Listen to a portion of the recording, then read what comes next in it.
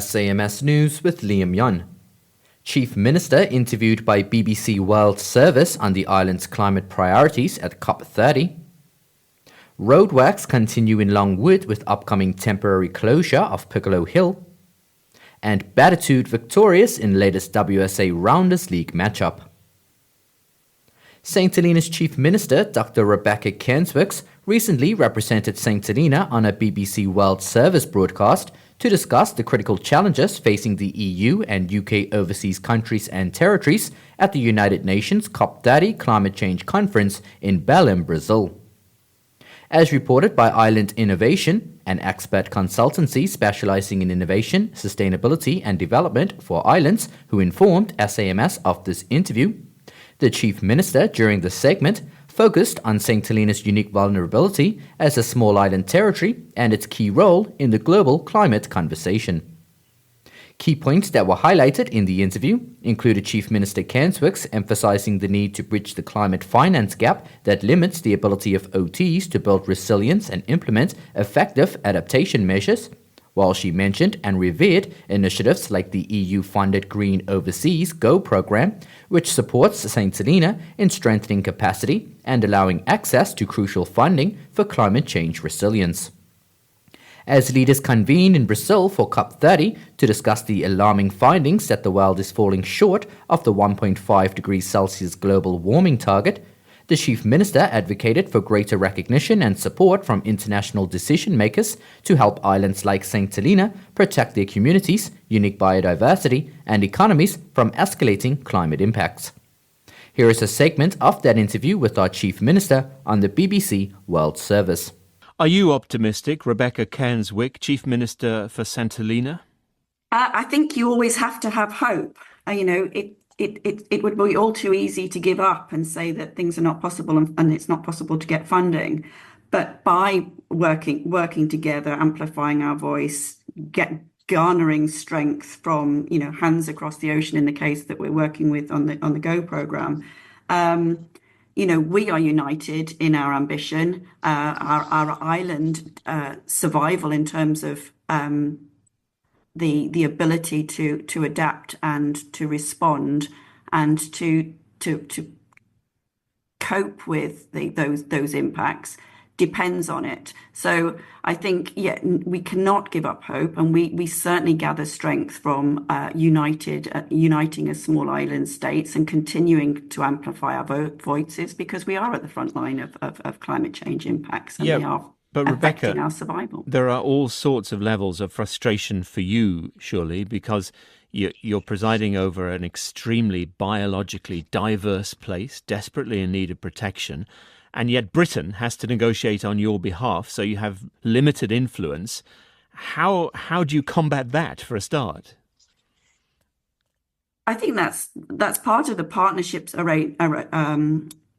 arrangements and values that we share is making sure that we are communicating well with the UK government and having opportunities to do that. And certainly in the next couple of weeks I will be attending the Joint Ministerial Committee in London alongside other heads of island states to overseas territories to take those messages to the UK government. The UK government, and we are talking about opportunities for climate finance.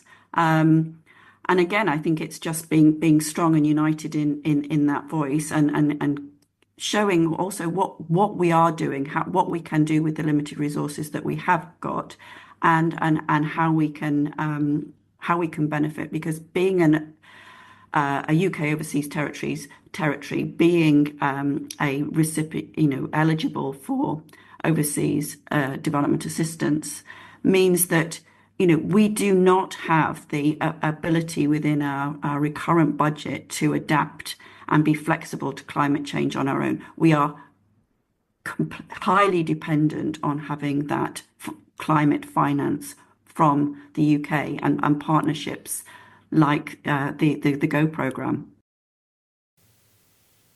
Island Innovation described this interview as a significant opportunity to raise St. Helena's voice on the global stage and advocate for the resources required to secure a sustainable and resilient future for the island. They add that St. Helena will continue carrying this message forward through COP30, including on Thursday, the 20th of November, during the Island Voices at COP30 session led by Island Innovation, where it was revealed that Minister for Economic Development and Environment, Natural Resources and Planning, Carl Thrower, will speak on the island's behalf.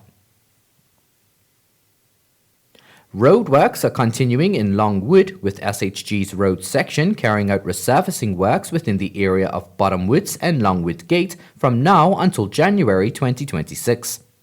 The daily closures from 9 a.m. to 3 p.m. allow the team to complete approximately 150 to 200 meters of road each time. In addition to these daily closures, the roads team will also temporarily close a section from the entrance of Piccolo Hill to the house known as The Boot opposite the St. Helena Golf Club from Monday the 24th of November through to Sunday the 30th of November between the hours of 9 a.m. and 3 p.m. SHG informed that this closure is necessary to safely carry out major layer works upgrades on the section of road. The public announcement issued by SHG on Tuesday went on to advise that the access to the Piccolo Hill complex will not be affected, and the diversion route for this temporary closure will depend on driver's destination, with routes such as Bottomwoods Road, the Hall Road and Cultsheds Road all available as diversions. It was also informed that emergency services will be affected by this closure, with SHG advising all emergency personnel to note the closure times and to plan their routes accordingly during this period. Travellers are also advised, particularly those going to the airport, that they should allow extra time for travel and make use of the diversion routes. Drivers are asked to please adhere to all signage and instructions from personnel on site.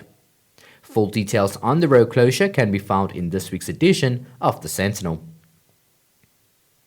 And finally, Sunday's clash in the WSA Rounders League 2025 saw the spirited youngsters of Ballbusters face off against seasoned side Batitude. Batitude's captain Emma Bennett won the toss and opted to field first, setting the tone for a competitive afternoon. Ballbusters struggled to find their rhythm early on, battling to reach first base, while Batitude initially found it equally tough to dismiss their opponents. Once settled, both sides showcased their defensive skills. Ballbusters impressed with a string of amazing catches in the field, keeping the pressure on Batitude's batters.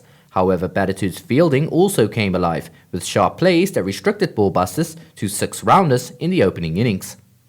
Taking their turn at the bat, Batitude showcased their attacking flair, racking up an impressive 11 rounders to seize control of the match. Despite trailing by 5, Ballbusters mounted a spirited comeback in the second innings, adding 6.5 rounders to their total. Batitude, however, responded with authority, piling on the runs to secure a decisive victory. The final score stood at 18 to 12.5 rounders, cementing Batitude's dominance. The standout performer was Batitude's Julie Anthony, who was named Lady of the Match for her all-round performance in both batting and fielding.